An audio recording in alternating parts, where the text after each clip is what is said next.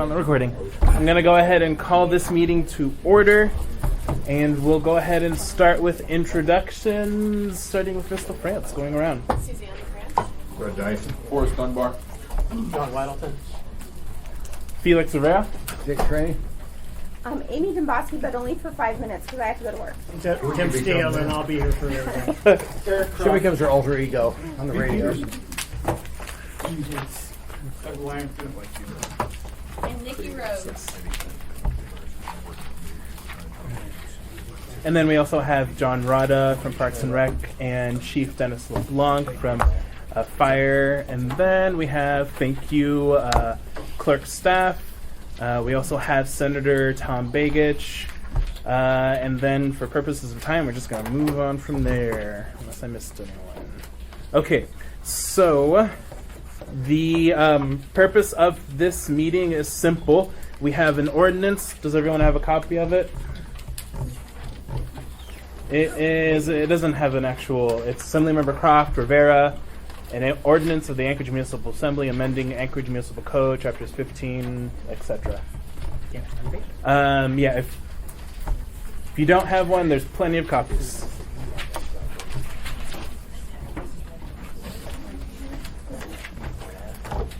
Just so I can get a sense of, because I know there are folks here from various community councils and other areas close to Greenbelts.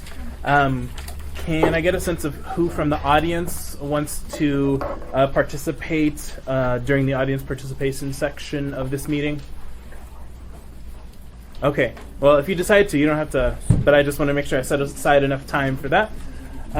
Okay, so we'll go ahead and start.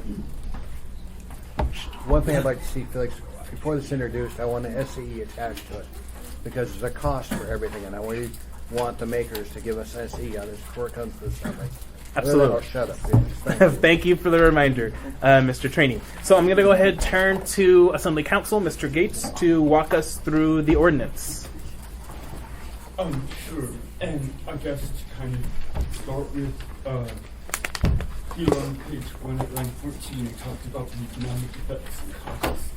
And this ordinance is just adding some tools or some sort of enforcement approaches to what's already in code for legal campsite treatment. So there's no cost to put language in code. There will be costs on the implementation side from parks or APD or whatever organization. And this doesn't mandate the implementation, but it's just amending code to provide, I guess, an avenue to use these tools. Some tools are used in the process, but not just to amend code. So for our current code section, 15.20 B15 legal campsite abatement, the first change that this ordinance has is on page 2, on line 15. But actually, I should rephrase and say this ordinance just has some of the ideas for changing our strategies for legal campsite abatements and some of the code requirements that are set out that were discussed in prior meetings and sent to me by email and so forth. Not all of them by far, and just code. And there's a lot of strategies that can be done already without needing a code change on implementation and on the other side. So that being said, this isn't everything, it's just a little part. And it starts there, as I mentioned, page 2. This first part, it amends the 72-hour notice provision to list, I guess, illegal campsites that are within 500 feet of protected land uses that can be a priority for using 72-hour notice. 72-hour notice, when it's posted on the campsite, it allows the items on the campsite to be removed, but have to be stored. They have to be stored for about 30 days at somewhere. And this just says, well, right now, 72-hour notice, we can use it whenever we want, as long as we store items. This just says, well, here's a priority list of when the 72-hour notice can be used. And we had some discussion with the Department of Law, Municipal Attorney, this is Vince Pearson, about that. And basically, this doesn't really change anything that we can already do. It just puts a list here as a suggested priority list. And did you want to mention your concerns with that? Certainly. Yeah, if you'd like me to mention them now, I'm happy to mention them. I had, Come Okay. on up to Mr. Sure. Bosky's. Yeah, I'll place. step in She's gone anyway. at the table. So I had expressed some concerns about that language because I don't think it actually adds anything to what we can already do as a municipality, and I had concern that because it has no effect, it may actually have a limiting effect. It may have the converse to what I understand to be the intention, because it may be read as us not having the authority to prioritize other camp locations if we were interested in abating camps that were not specifically on that priority list. Again, like a court looking at this would would attempt to give meaning to every word in the ordinance, and so they would attempt to find some limitation or some directive in the language of the ordinance, I think, and so I think it could be read to say that these are the camps we must prioritize. We may not prioritize other camps, and then it might have a limiting effect if we had a camp that was perhaps not explicitly described by the language of the ordinance that was particularly problematic and became a priority for abatement. So because it does nothing, it seemed to me it provides no additional tool for the municipality. It seems unnecessary, and that there was a risk that it may do exactly the opposite of what's intended. Okay, so I have a few questions. Mr. Trainee? Dean, the reason I asked for an SE is because when you take a look at storing them for 72 hours, you've got to store them after you take them. So there's a cost. Where are we going to store their merchandise at? Are we going to have to get into their building? Are we going to have workers to store it? And who's going to take care of the biological constraints that we all know is in those treasures they're going to store? And how long are you going to store it? Chain of custody. That's an SAE that's going to cost money. It is a logistical issue, and this code doesn't provide answers for that.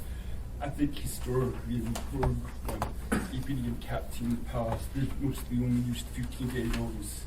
It's a 72-hour notice and storage issue, having a facility, a place to store it. So another part of this ordinance clarifies that current code says the items can be stored in any reasonable manner. It also says you could throw away stuff that's soil, that's really trash. That's a list of these items that are deemed valuable and should be stored, like blankets and envelopes, the tent, bags, pictures, medicine, identification. There's a list here of code of them. It's not shown in this ordinance at any code section. But basically storage in the past, when it's been talked about, there's been, I guess, an assumption or expectation that it would be, like you just stated, Mr. Trainee, a warehouse, a facility, and drive, and so forth. But it doesn't really need to be that sophisticated. The storage can be very rudimentary. So another place in this ordinance, I guess I can jump to it real quickly now. On page 3 at the bottom, it just says. Sure. Actually, so before we do that, I think we have some questions for our attorney. So, Mr. Weddleton. Well, I agree with the point that this section 9 doesn't add anything because there's a mistake in it. Delete and storage. If they're within this area, you flag them and you throw the stuff out. And I think in the problem we ran into before is you can't make homelessness illegal, and where else would they go? Mm-hmm. But we have a huge amount of places they can go, deeper into the woods. Mm-hmm.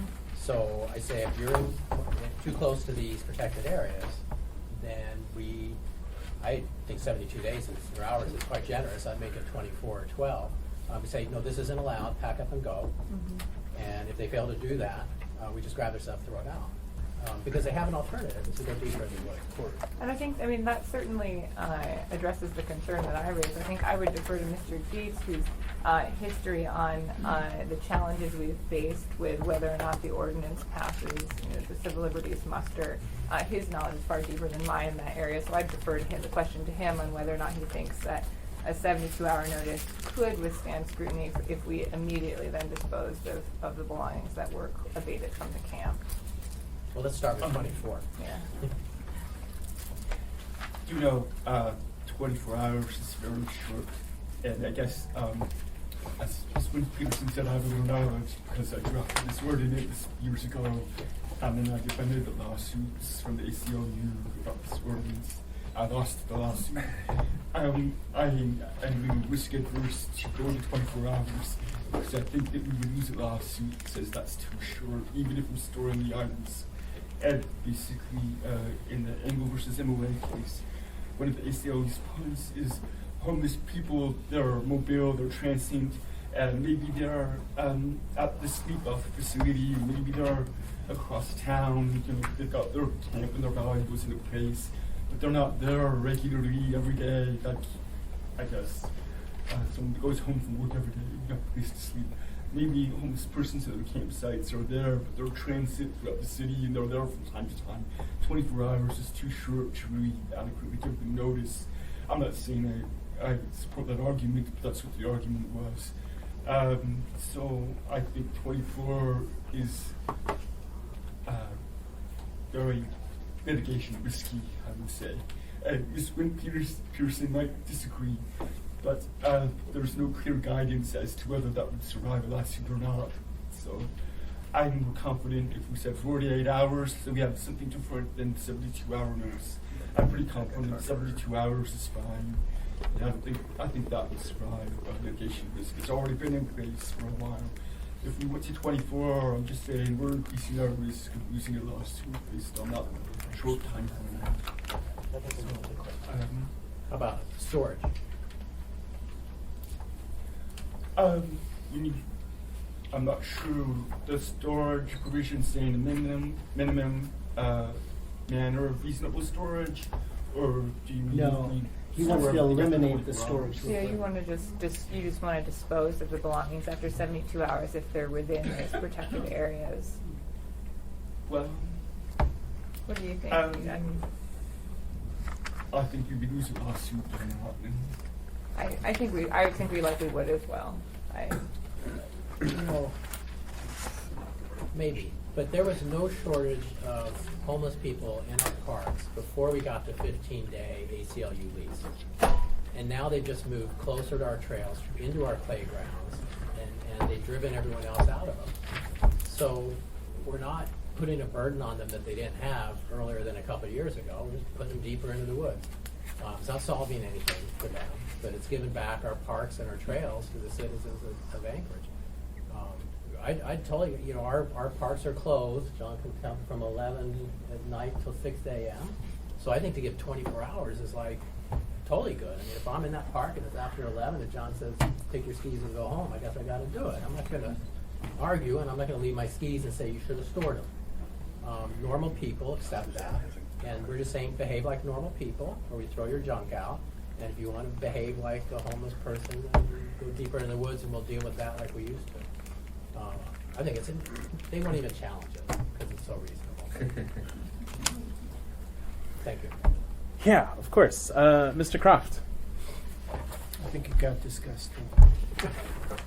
But, just the only thing is, so I'm having the clerk print out. This is sort of everything but the 15 days that I originally proposed. It's a lot of interesting, some good, some worrisome stuff. But anyway, it's a lot of good discussion at least. But I'm having the clerk print out that. It may be that we meld the two together. It may be that this becomes a separate mechanism and we do the 15 to 10 days separately from some of these ideas. But so I just wanted to say that's coming. Thank you, Mr. Croft. Mr. Constant. Yeah, so, and that part of my question was that, the 10 to 15 days, so that was like the reason I'm here is to hear about that. And I also lean towards what Mr. Weddleton is saying, that if we're providing that these specific places are protected, we need to provide that protection, and removing that storage requirement does that. But, that said, I have, through the grapevine, heard clearly and loudly that we are under threat of lawsuit by the ACLU. And I've told them now that don't speak to me on the homeless issue, talk through council, because the threats I don't have time for. In fact, I'm working to protect my neighbors and my neighborhoods. And as we've seen, there are dozens and dozens and dozens of advocates for homeless people. There are no advocates that I can find outside of myself and a couple of my neighbors, my peers here, that are trying to say, what about the people who live by those parks? Right? We have effectively sacrificed our parks. And so you've heard a judge who's been known as a mental health advocate, supreme, the best, come to us and say we have to do something about this problem. And she brought all of those graphic pictures, and that was like a month ago, right? She asked me to go by that very same camp this morning. Those very same tents are there. Nothing has changed. So it is, in fact, a lease in our parks, but it's not a 15-day lease. It's at least a 30-day lease. It's more like a 60-day or 80-day lease. Homesteading. It's a homestead. And so while I have been threatened, I am annealed by those threats, that we have a duty to our citizenry to ensure that our public spaces are safe for the public. Thank you, Mr. Constant. I would simply add that I think by the creation and having both Mr. Croft and I's name on this ordinance, I think there are several members who consider this a serious subject and want to tackle it. So, Mr. Trainee. Ma'am, since you are a new attorney, I want your impression to go through this. Because while Dean Gates is a great attorney, he represents the assembly, but you represent the whole city. And Dean Gates isn't the one that goes to court representing the city. You do. So I want to make sure whatever we pass, you're comfortable with. So we need your input on this, because ultimately you're going to have to assign an attorney to represent the city. Certainly. I And I like Dean, don't get me wrong. That's the reason I stole him from you guys. He's great.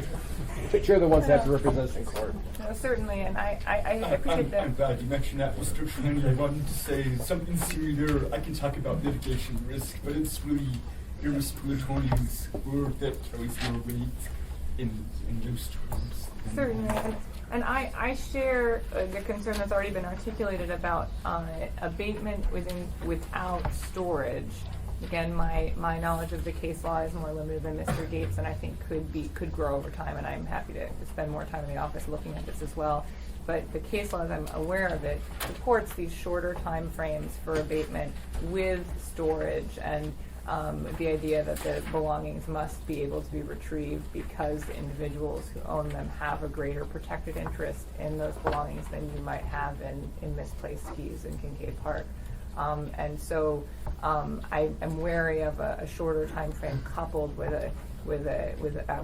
eliminating a storage program. I do understand that we at this point have not focused on that using that 72-hour time frame and supporting a storage program, and that to me seems like the bigger missing piece than necessarily creating yet another shorter time frame for notice and abatement.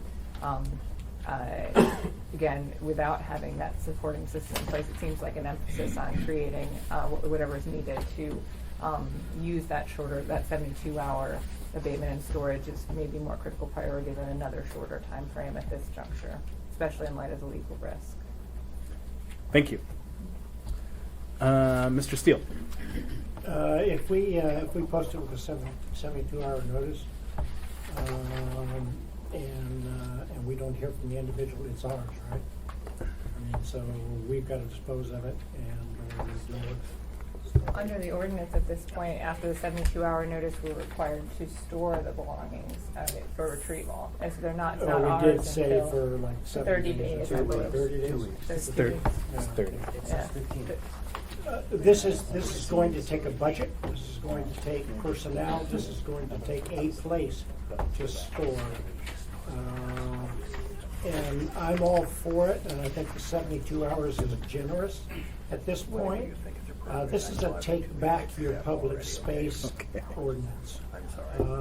I don't know how many people I have talked to and how many discussions have taken place at community council meetings where people are afraid to go into the park because of bike shops and so on and so forth, where people are disgusted with the trails and the parks because people are blatantly disrespecting space, and so folks are just not using the parks. 72 hours is reasonable. It's better than the 15 days that we've got now. Better than the 10 days. I think 72 hours is reasonable because it's illegal to camp there anyway. It's illegal to have a campfire too there. And the campfires are just an increased risk of an open flame in the parks. I mean, it's just common sense. So we've got to do it. We've got to find a way to fund it. We've got to find a way to proceed with it and have the labor and the truck and the materials to do it and store it. And that may mean even having to store the waste, but hopefully we can store that separately in a plastic bag or something. Anyway, my part. Thank you. Yeah, I got it. Mr. Prince. Thank you, Mr. Chair. Ms. Harrison addressed my question, which had to do with what might be a reasonable abatement period without storage that would minimize the litigation risk to the city. And it sounds like your perspective is that the existing ordinance is what minimizes our litigation? Yes, my understanding, again, Mr. Gates has a long background of what happened with this ordinance, and my understanding is that there was much effort and litigation that went into determining that 15-day period that's in there now, which I do understand we're considering shortening to 10, I do think we could do that. But that is supported by case law from other jurisdictions, by the conflict that arose here as well, and that amount of time has been set as something that could be that is reasonable for notice and then disposal without storage. Yeah. Thank you. Effective. In the lawsuit we lost, there was only one time period. It was 5 business days, and then throw everything away. So 5 business days plus 2 weekend days, 7 days. We know that's we can't do that. So this change that Mr. Croft had to 10 calendar days is a bit longer, and maybe that was the obstacle to me. We know that 15 calendar days is okay. That's what we have. After the lawsuit, we ended up with this 72 hours notice with storage for 30 days, and if we really do 15 days, throw it all away.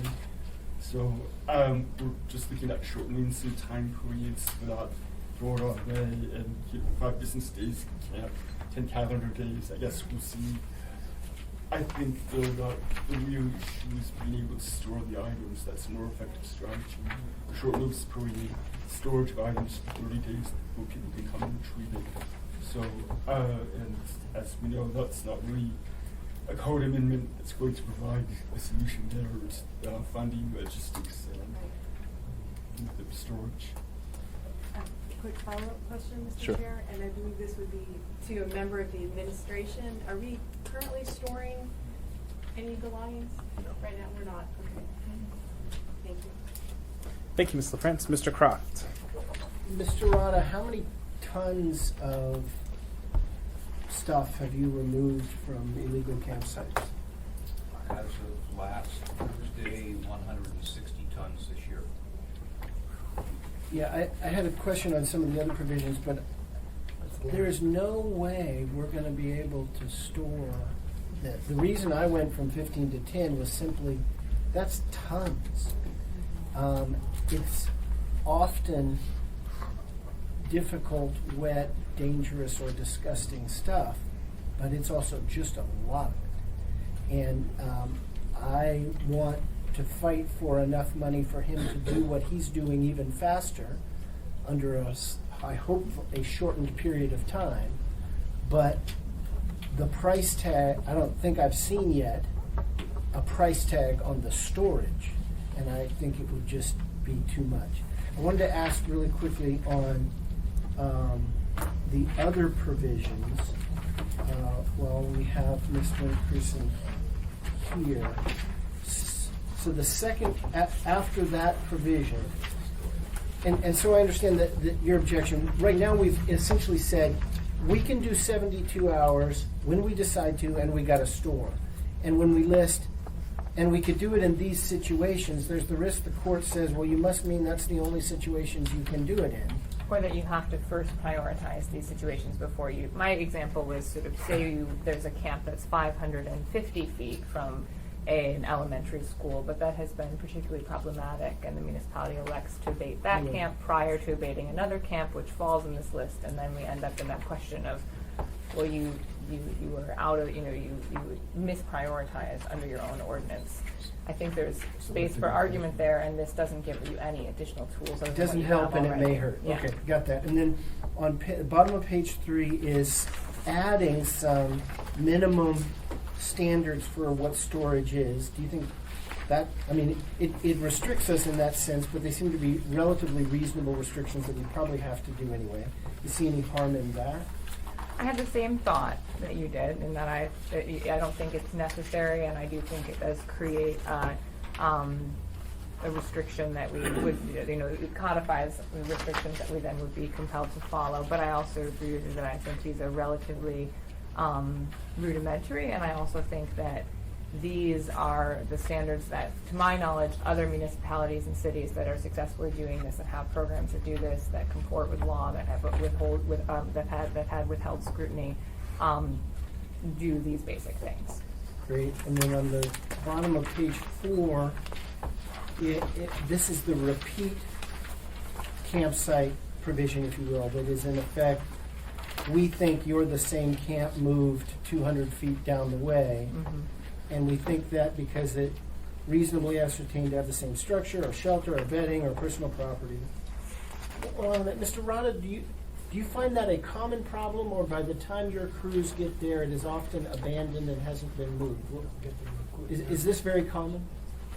Which aspect? Well, so what bottom of page 4 is addressing is a camp that got moved a short distance away. So they get the abatement notice in, and there's some reason to believe that's the same camp, just moved a little bit. Does that come up? Sure. Never, always, or sort of in between? It's pretty regular. Okay. Not necessarily 200 feet, 400, 600, 800 at a location. One side of A Street, the other side of A Street.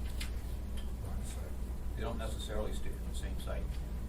They stick in the same proximity. So you know it's been tagged, you're out there after 15 or 20 days or however many, but enough sufficient for the 15, and it's not there, or there's some stuff there, but it's clearly there. It's moved. I'll give you an example. We have a lot of regulars. Okay? So there's an individual who has some mental challenges. Camps on the south side of Chester Creek. Posted, abated, and moves to the north side, about 500 feet away.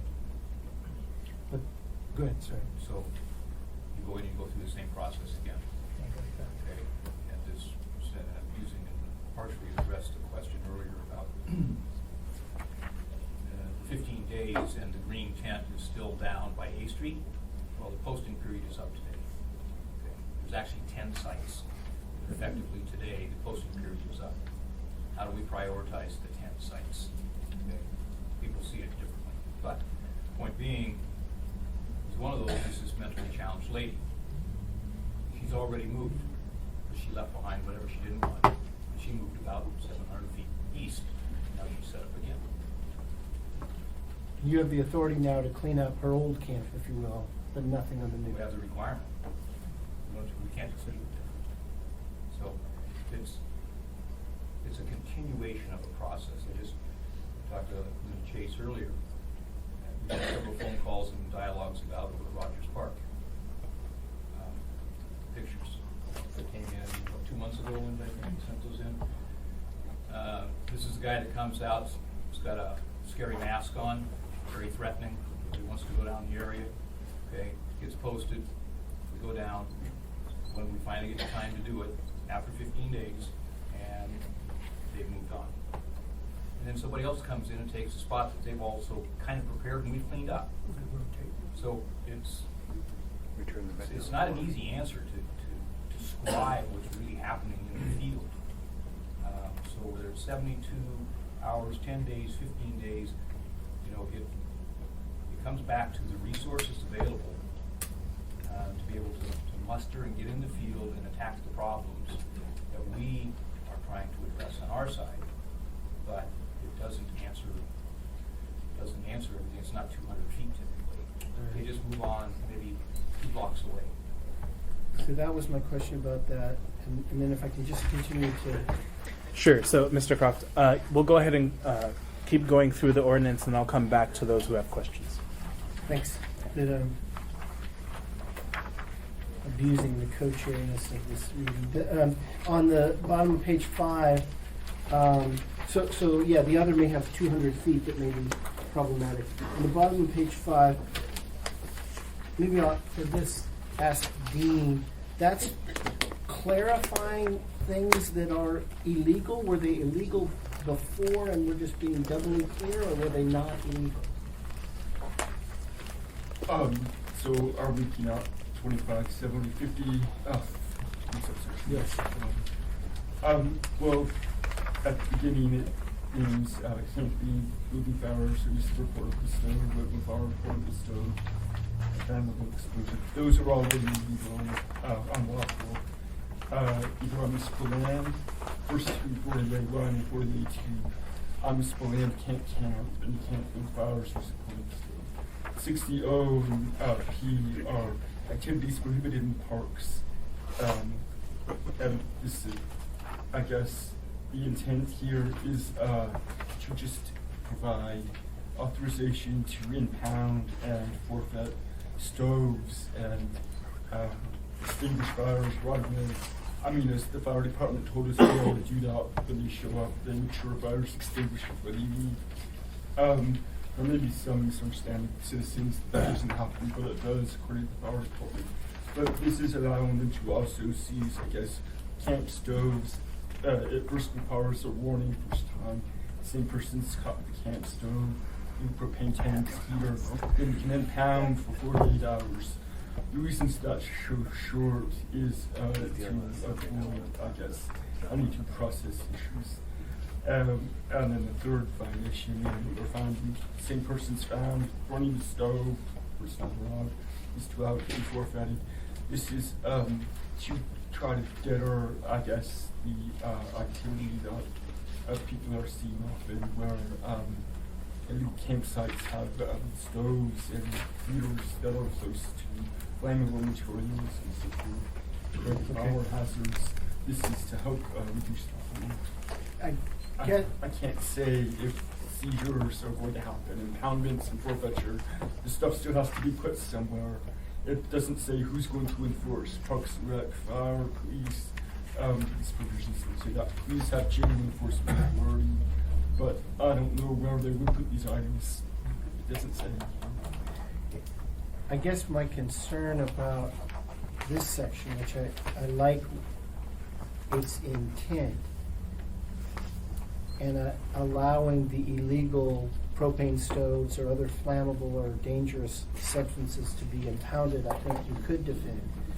But it's not clear to me, it seems to me the items include the camping items. So we're back to seizing a tent or possession, and that if this were narrowed to we can immediately take an illegal propane stove, whatever we can do or not do about your camp generally and your belongings, we can take explosive materials, incendiary materials, propane tanks, and I'd say anything. I mean, we clearly have that authority, but anything where there's a reasonable belief it's been stolen or is used in the commission of a crime, those just can be grabbed. They're not home products; they're crime or explosive products. But that provision doesn't seem to be written exactly that way. It's talking about the items. On a third offense, the items shall be forfeited. And the violator shall be given a warning, including notice that subsequent and subject the equipment, fuel, and substance. So is it just those things and not your other possessions? Well, I would first point to the big draft watermark here. Okay, good. This is just draft. So I know it's a bit of words. The intent was to be very narrow, though, just to be the flammable material and the equipment that's used to boost the flames. So it was to be very narrow, not the other items that we can say. Okay. The more I read it, the closer it gets to that. And then final question, Mr. Chairman, I'll give up the floor. The items on the bottom of page 6, are there any substantive changes there, Dean, or that's just put there for our edification? Are those O and P are not G, new? that's just for information. Oh, I'm sorry. Yeah, O and P is just for information. Those are the referenced subsections at the bottom of each one. Good, that helped. Thank you, Dean. Thank you, Mr. Chairman. Thank you, Mr. Croft. Mr. Dunbar. Thank you, Mr. Chairman. I think Eric touched on most of it. A couple of things. I just want to reiterate what was just said, because I'm glad that we're now going through the actual provisions as opposed to sort of the high-level debate about whether or not people should be in our parks. But the actual provisions we're talking about on the bottom of page 6, Dean, are you saying that subsection P, which I think that's what Eric was talking about here are the specific things we can seize after a third time or fairly quickly. Does that already exist in code? Is that what you're saying? Or is this something we're adding right now? O and P are in code. They just say that fire or portable camp stoves prohibited in parks except for in designated receptacles and areas. So it already is in the law. P section of those things. So what I'm adding on page 5 to 6 is the ability to impound those items. Right now, it just says they're prohibited. Great. So I think that goes to a conversation that me and Mr. Constant had, and I think it's a welcome change in the law. So I guess for the drafters of this, my question is, are you envisioning an S version after this, perhaps? And if so, I guess the couple of changes I would suggest is, one, I would be in favor of removing the problematic language at the beginning that Ms. Went Pearson flagged, because I do think it doesn't really achieve what we seek to achieve. The rest of it, I think, is pretty good. One thing on page 5, it says, notice was for 15 days, personal property. Should that be, I'm trying to think what the procedure should be here. If we pass the other ordinance, it goes from 15 to 10 days. Would that simultaneously drop that language from 15 to 10? Yeah, this isn't a discussion that Mr. Croft and I had yet, but I think we can pass, in essence, both, and we would get the parts that we want from both of them. Sure. Or we could just amend the one that Mr. Croft and I have done and do 15 days for all of it. You mean 10 days for all of it? Excuse me, yes. Okay.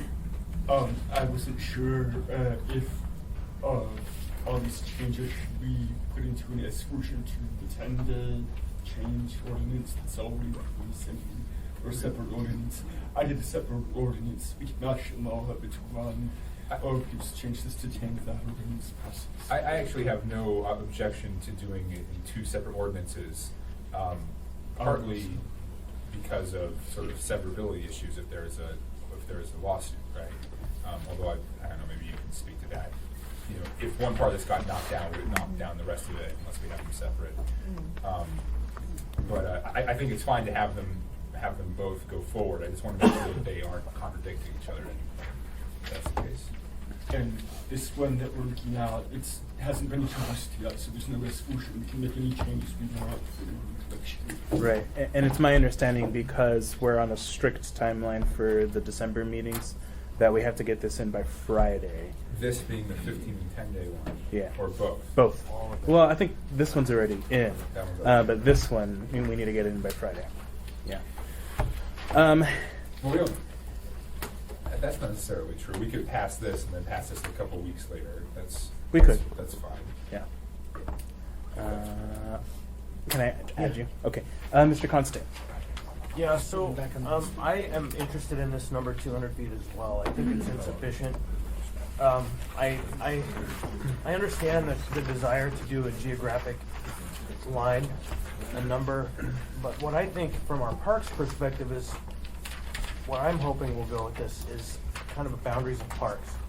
That a camp within this park, a camper cannot reset within this park for a certain period of time. You can't camp there, period. So I understand that, but if we're allowing them or restricting them from moving 200 feet, then we should consider kind of upping that buffer and make it more geographic than linear. but I don't know how we do that legally. So that's just a concern that I have. The 200 feels very arbitrary and short.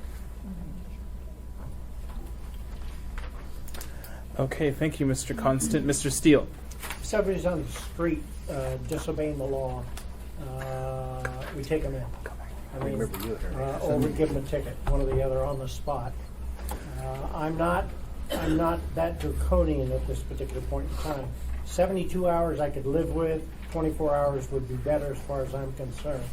I like the ideas back here that say, penalties for continuing to do it anyway, and the schools, distance from the schools and public right-of-way. The thing is, the illegal in the campsite, anything they do in there in terms of camping is an illegal activity, and it ought to be prohibited. I don't mind storing it. Was an item that came up when we started to do this enforcement earlier on. We said we'll store it. Well, it got very prohibitive, number one, and folks just walked away from it. But sometimes there are valuable things, identifications, war rewards, or medals, or all kinds of things that are in those campsites. And so it's appropriate to give people a response. How do you identify whose it is? I mean, if you go and there's a campsite there and you take the stuff, you got 72 hours to get it. Who has 72 hours to get it? Because you don't have a person identified. So it's a difficult task. I think we need to be slow in disposal and say where we got it. But I think you're going to find that in most cases, folks are going to walk away from the goods because they're probably not irreplaceable anyway. But I think we've got to, in my mind, it's illegal to camp in the parks and the trail buffers, and you shouldn't be there. Shouldn't be camping there, sleeping there. If you're passed out on a park bench in the middle of the night, then you're subject to removal. Anyway,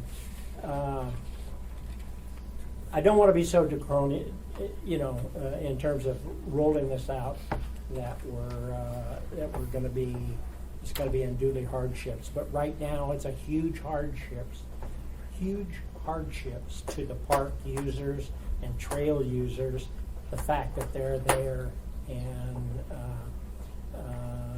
their activity is not appropriate to the campsite, and in fact illegal. So I'm for tightening it up a little bit, as Mr. Weddleton says.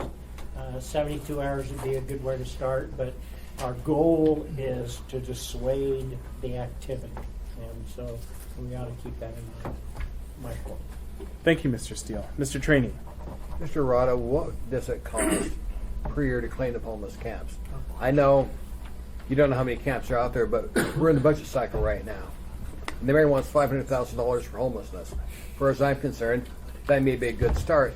How much money do we need to clean up the camps? In 2016, we spent roughly $200,000. This year we will spend about $250,000. You're not storing. Now, that's the current 15 days, John. If we went to 72 hours, does that increase the cost dramatically? Well, that's going to have to get fleshed out. It's become a question of who does it, who's responsible, who has authority. We don't have enforcement, so take that into consideration. Somewhere along the line, because it refers to here as a responsible municipal official or something like that. But when we enter camps, we have no authority to enforce any code. We're not in law enforcement. We rely on the captain, or we refer to somebody from AFD if they're called on site to assist. But we're not in a position with our resources to have people trained in that kind of activity. Somewhere along the line, though, the request is going to be made. Who confiscates? Who handles it? Where does it go? How's it bagged, tagged, stored, inventory, record? Reclaim. And then what do you do about the monitoring? And I mean, there's there's a lot of other pieces. I don't have the estimate on what that would cost. I don't even know who would do it. But those are all logistical questions that have to be addressed if we're going to go to a 72-hour process. Right now, whether it's 10 days or 15 days, we're going to do everything we possibly can to meet the abatement periods and continue to do the cleanup. Mine is getting more resources. We'll never get to the end of the list, and people will get entrenched. Once we get into winter, it becomes more problematic, and they're setting up shop, believe me, already. But the other piece that hasn't really been talked about, and on the fringe it has, and that's the illegal activities. And those are more problematic than the homeless at this point, because that's where the scare is coming in for some of the residents. When it's known that there is a bad actor in a location, or bad actors as is the case, then we have to rely on APD to come in. And I think there should be a separate maybe recognition that there are homeless people and there are illegal activities. It might be one and the same, but one kind of, call it, supersedes the other by priority. And if it's illegal, it should be addressed. I don't have the answer to that. When we hear about it, we approach it, and we notify the captain. What happens after that, that's not up to us. John, I was at a community council meeting last night, and somebody said we were told not cleaning up homeless camps anymore because winter's here. Is that No. true? Are we still cleaning them up? We're still cleaning. Okay, my last question is, We have limited. how many propane tanks do you find when you clean a camp up? It varies. Okay. It could be one, it could be 6 or 8 per Reason. per camp. We've To our collected over attorney. 200. Dean, I need an amendment that outlaws improvised explosive devices in camps, because any one of those propane tanks can be utilized as explosive. It doesn't take that much to rig them to blow. So I would like the ability for the city to clean the propane tanks up immediately. So do an amendment for me, no matter which version we have, I'm going to push it. Because far too often I'm told they find countless numbers of propane tanks.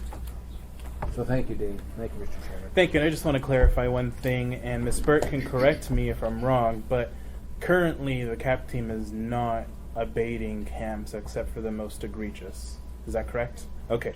So that's what was said at the community council. So they're actually not cleaning them up, or No, not abating them? abating. Two different things. Abating and cleaning. So they're not abating them, but Right. we are cleaning them. Right. Okay. Okay. Mr. Croft. So, Dean, do we even need a provision that says you can immediately seize anything that is evidence of criminal activity or is you have good reason to believe is stolen? Is that understood, or is that something that would be appropriate to add? Well, as Mr. Rod hinted, illegal activity doesn't really need to be addressed here. Right now in the current code, and it's omitted from this ordinance, the current code has in G, page 4, says exceptions. The first exception which is omitted is illegal activity can be addressed, evidence can be gathered. Right then, this ordinance for legal campsite abatement doesn't prevent any activity nothing in this section should prevent a peace officer from conducting an investigation, search, or seizure in a manner otherwise consistent with the state and federal constitutions or federal, state, or local law. So this illegal campsite abatement ordinance, the whole section doesn't prevent addressing illegal activity at all. Okay, thank you. And why did we say in F at the bottom of 5, second, third violations? Why not just say, after you list the different violations, the flame or fire or flame shall be subject to immediate extinguishment, and any dangerous, flammable, explosive, or other harmful materials may be seized?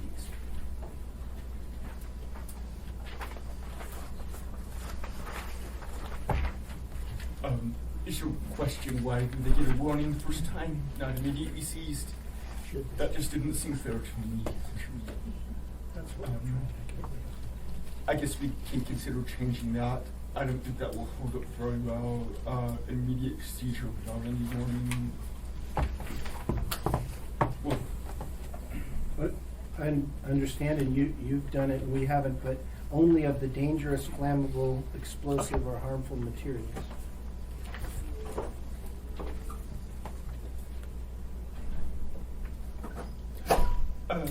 sure we can consider changing that one. And then a related question, and again, Mr. Chairman, but back to the provision 5 on the bottom of page 4, that is this moving of campsite thing. We were worried about the 200 feet. I could see situations where it wasn't clearly visible line of sight, yet it's very close. I talked to Mr. Rada about the park that I'm most familiar with growing up near Valley of the Moon, and whether when it crosses that's a new park or not. You know, it seems like it probably is. If we simply said when an illegal campsite is abated and the campsite is reasonably ascertained to have the same structure, bedding, that was noticed, you can do these things. Now, it would very likely be very near in proximity. It would be much harder to prove that's the same camp I saw all the way across town. So it's likely going to fit into those, but I'm not sure why any of those qualifiers really help much. When I can tell you, I know that was the same camp because, and if I can't, we can't do that, right? So we should only do it where this is clearly Joe's camp. And it may be in line of sight, it may be not. It may be within 200 feet, it may be not. It may be in the exact same park, or maybe not. But if it's Joe's camp, I can do it. So I guess I was asking for your reaction of just saying, when it's an illegal campsite and it's reasonably ascertained to be the same campsite, then you get to do these things.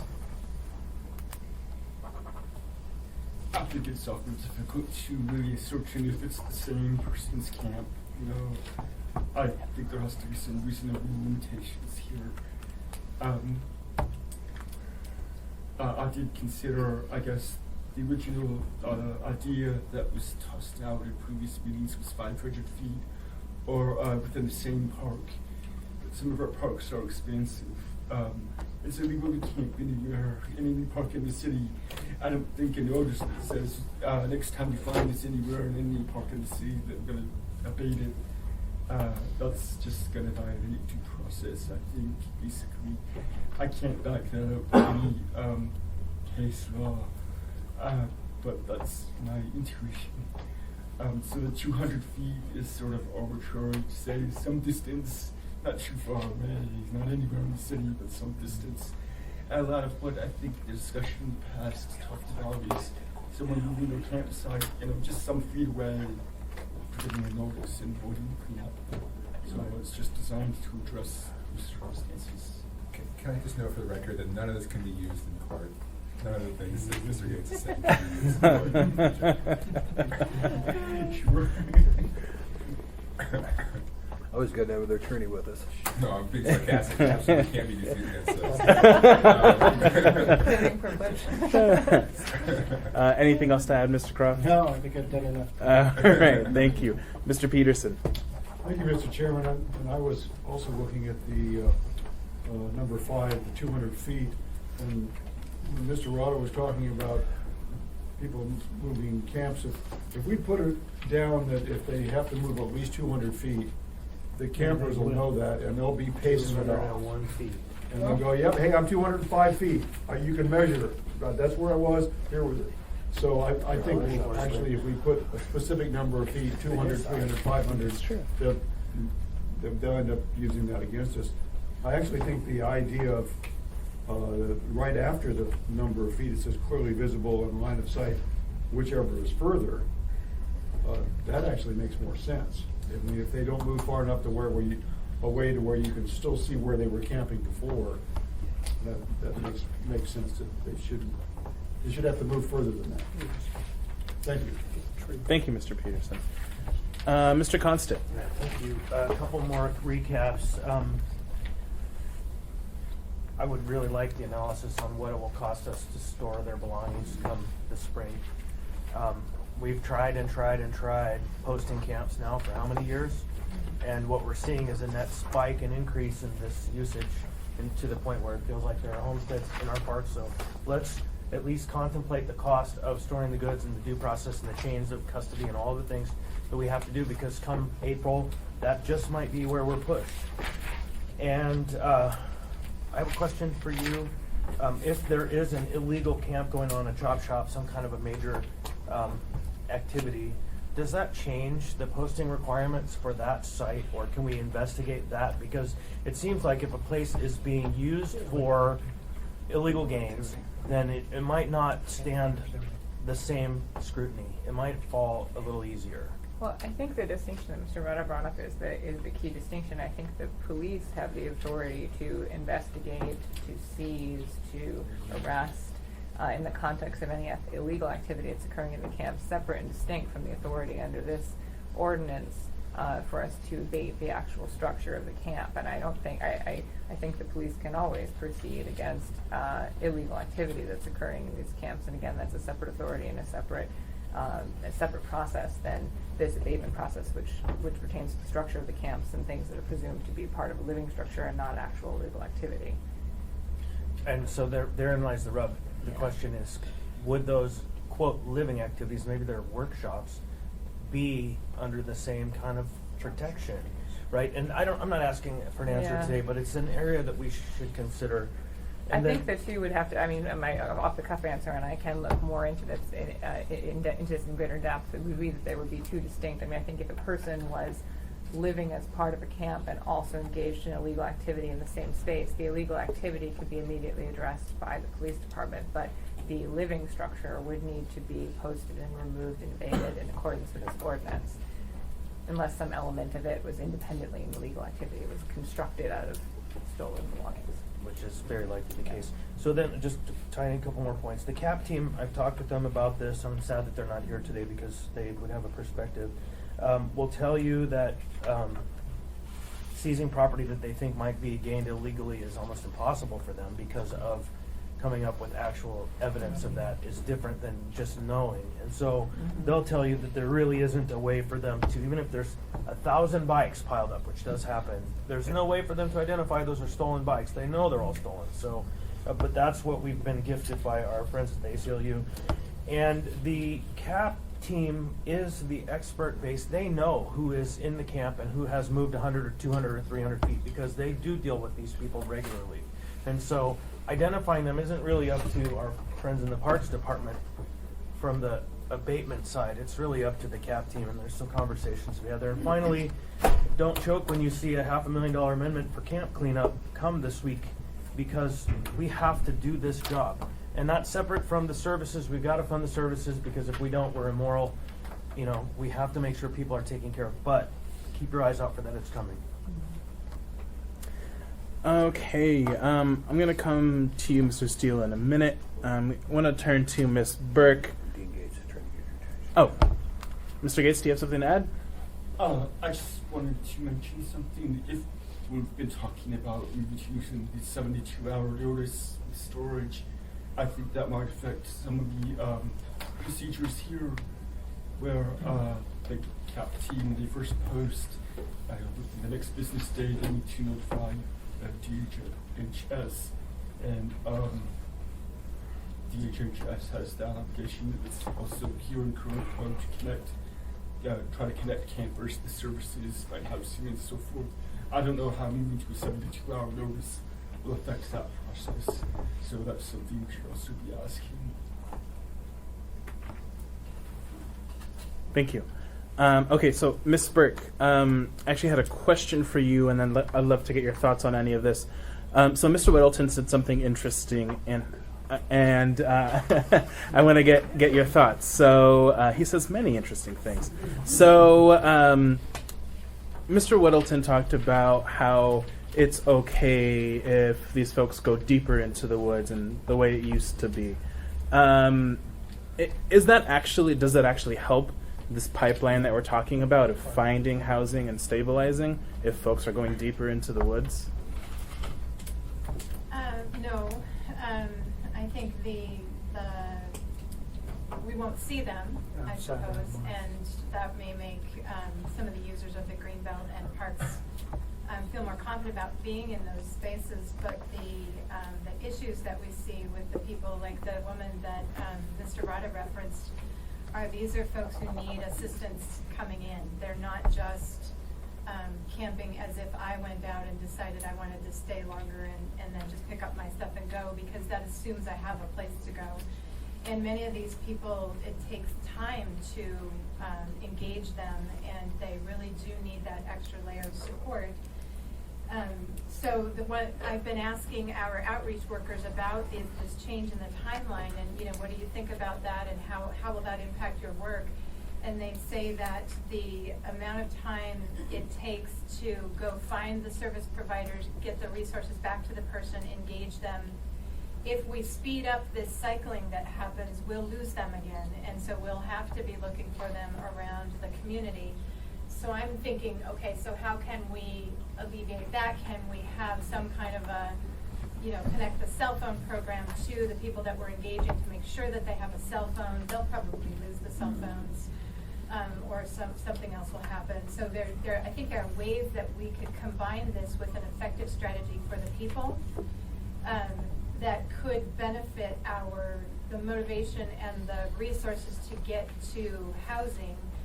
If we don't fully build out that ability to respond, which means I need to have housing units lined up and know where they are, I need to have the right service providers, and we're getting very close to that. We've got, in fact, some recommendations in the mayor's allocation detail with critical pieces that will help, I would think, implement something like this. But without that, it's just turning people around. It's just spinning them around. And we'll be here next year with as large or larger cleanup bill in Mr. Rada's budget than we have today. Thank you. Mr. Steele. Yes. Yeah, I think you're right. If it's knowing that they move a campsite down the road a ways, and we know they do that, and proving it's a different story. And in fact, this is going to be a legal abatement. So what I want to know is how you identify who owns it if you pick it up and store it and leave a notice somewhere. I don't know where you store. I mean, we left a notice in 72 hours we're going to pick it up. If it's still there, we pick it up and store it. If we store it, how do we know whose it is? How do we know? If somebody comes to recover it, how do we know what's theirs and what isn't? And it just seems to me, if we don't have that name, or that identification, storing it is moot, because you're going to get into an argument about who owns it, and so that's a problem. And look at a solution. I think that any group that goes out there to clean up, that there needs to be somebody with enforcement powers with them, or able to enforce whatever it is, because otherwise you're putting those folks at risk, it seems to me. So there's still a lot of loose ends there in terms of, if we're going to store something, if we don't know whose it is, we're just wasting our time and effort storing it. So that's a problem. Okay. Go ahead, Mr. Gates. Yes? We can take care of some of those questions now. Some of that's addressed in the current code already. When items are removed for storage, another notice is required to be posted at that site that says just a contact number and where the items are stored and can be retrieved. So we're not leaving people in the dark. They return, find all their stuff missing. There's supposed to be a notice up there that should say you can contact to find out where you can retrieve it. Then we also have a provision that gives immunity for liability for damages or results from an act for omission and storage, destruction, or disposition or release of property. So, I mean, you're right. How do we know whose it is? Somebody shows up, says, "I'm here to get my stuff," and which is it? And thus, provision is designed to address that, so we're not liable for any mistakes in releasing property to the wrong person, anything like that. So, I think those mistakes will happen just because of the nature of things and the situation here. But the municipality, the employees, the agents that remove and store items are protected from damages as a result. Okay. Thank you. So we're going to go to Croft, and then I will make some final comments and then open it up to audience participation. So, Mr. Croft. Yeah, I appreciate it, Mr. Co-Chairman. The original idea was to reduce the mandatory time from 15 days to 10 days. And a lot of these things in here had been brought up before. I appreciate you bringing them up now. Some I still think are problematic, some are very good, and some I'm going to propose amendments with. So I'll be giving my suggestions on that to Dean and our new municipal attorney. Just in general, though, the thing that we're addressing is only appropriate in my personal and professional opinion if we do all the things that Ms. Burke is doing, and in particular because we for the first time are stepping up with a significant amount of municipal direct assistance. We've done a lot of pass-through before, we've had a lot of efforts, but really we're going to be emphasizing treatment. We're going to assist to the extent that there are homeless who are dealing with some of the addiction issues that we're talking about. We're assisting in the needle exchange. And it is appropriate to say we are going to both help reclaim our parks and understand that these are human beings, and we're stepping up on the other end too to try and provide treatment, to try and provide housing, to try and work even more intensely with our partners. I would not be in favor of it if we weren't doing all of those other things. I wouldn't have put this forward and wouldn't support some of the other ideas of going from 15 to 10 days and the others if we weren't also actively engaged on the compassionate end of taking care of them. We have a long way to go. I think this and many of the ideas here are appropriate because it is that balance. But I hope in the budget time that we have that we keep that commitment so that both ends of this can be addressed and that this isn't just shuffling them around, as Nancy said. It's providing both appropriate services and reclaiming our parks at the same time. Thank you, Mr. Co-Chair. So, probably going to repeat a lot of what Mr. Croft said because he's right. We, and I repeat this a lot, and I probably get a lot of eye rolls now, but there are three parts to this system: the finding folks, housing folks, stabilizing folks. And we, as a body, are spent a lot of time and deliberation and going into the minutia on just really one part of one of these three parts of the system. So this ordinance has a lot of work to do, and I'll work with Mr. Croft and our Dean, Mr. Gates, and our attorney to see what we can do so that this passes muster. But at the same time, we have to continue to do what the administration is trying to do with the $500,000 is going into all of these areas. And now the municipality is saying all these things in tandem are important. All these things in tandem we will fund because we can't do one without the other. And so I think it's important to keep the big picture in mind while we also deal with some of the issues, serious issues from the neighbors that we're hearing from. At the same time, not negatively affecting the system. So I think the public can understand how complicated all of this really is. And with that, I will open up to the public. Yes, Mr. Begich, Senator Begich. Hi, Tom Begich. Just a very quick clarifying point on an issue that came up as I heard the discussion. 200 feet limit, there's no line that you can draw where you start that limit, so you need to consider what that actually means. Where does the camp begin or end? So you actually have ambiguity in that be sure that you take those kinds of things into account as you develop your ordinances. Thank you, Senator. Ms. Chase.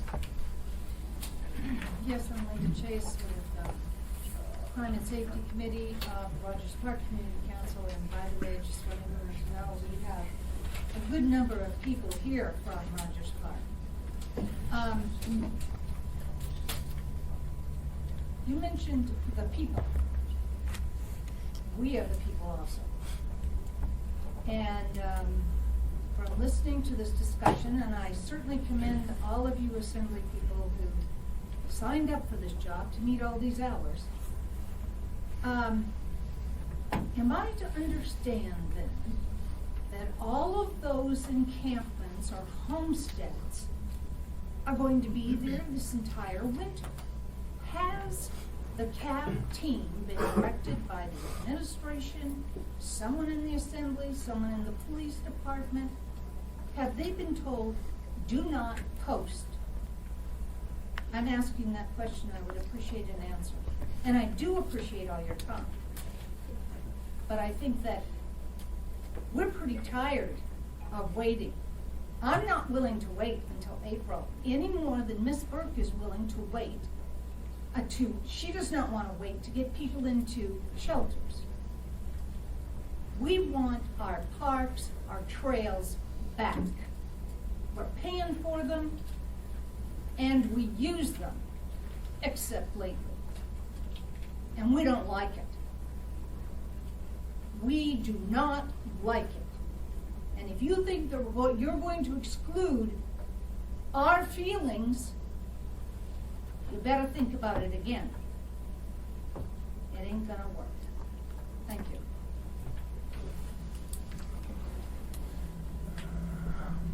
May I have the answer to the question? Yes, I was about to go to that. So, unfortunately, no one from CAP is here. I don't know if someone from the administration can provide a thoughtful response to that.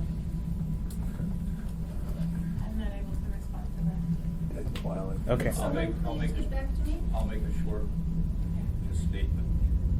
If we find camps, we still request that the CAP team go out and post. That's still our process because the calls keep coming in, and it's not just from community councils. Now it's coming from state and other areas. So our perspective is we're not going to stop unless somebody else makes a decision to stop. We will continue to request postings. Thank you. And that's Yes. true for the Aggie Fire Department also. Oh, I'm sorry, we couldn't hear between the airplane and the outside conversation, we weren't able to hear. Yeah, what was the answer? Any of us back here? We will continue to request postings because it's not just green belts, it's not just in neighborhood parks. They're in baseball field dugouts, they're in the Yankee football stadium, they're in restrooms, they're in a lot of different places. So when we find them, when we get called, we call. The Aggie Fire Department does the same.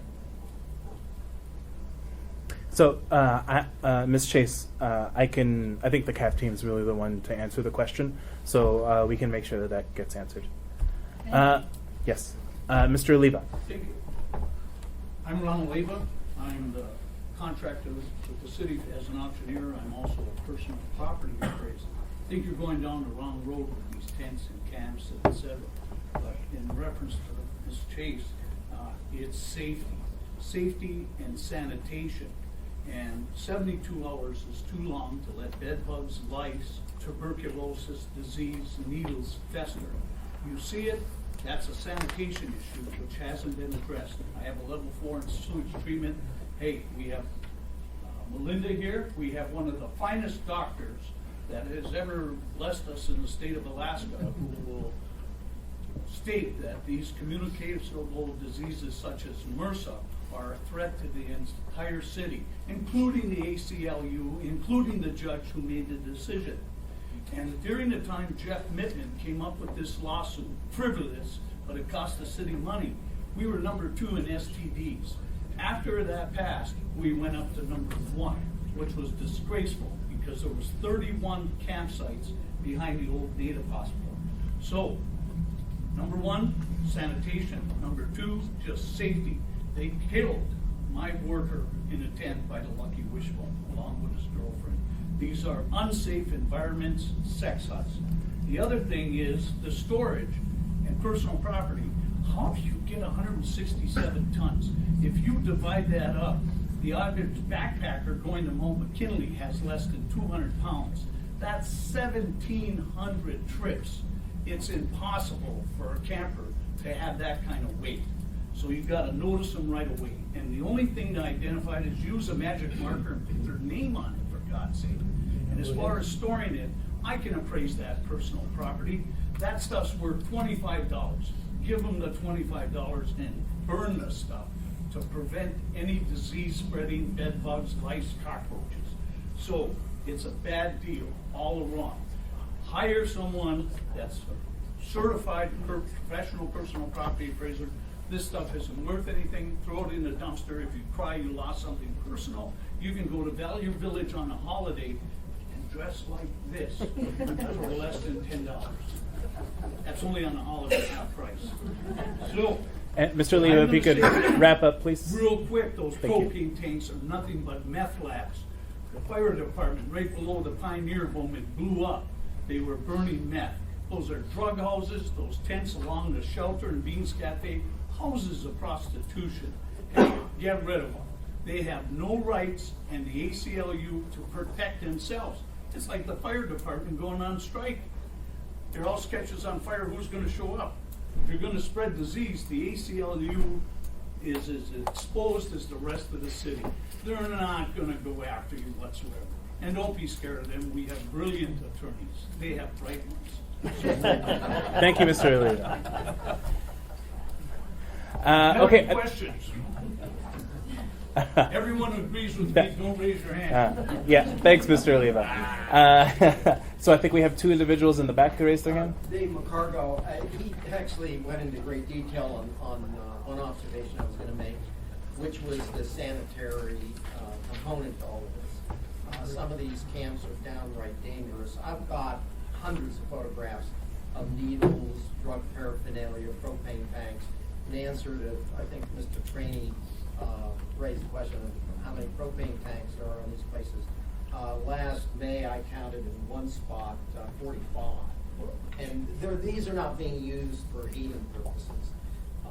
And if you go down any one of these camps, and I can be glad to give you coordinates. I counted 20 of them on Monday, just within about a 1 mile radius of Project Park area where I live. This stuff is readily evidenced by looking at it.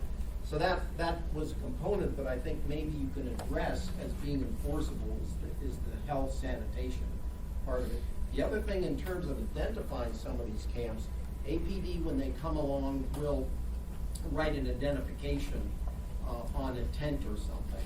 And so some of these camps sort of are identifiable. To give you an example of that, there was a well-established, known, publicized camp over by Fred Myers on Benson. On Monday, we found that camp about a half a mile away down in the Chester Creek Greenbelt. So some of these camps sort of are identifiable.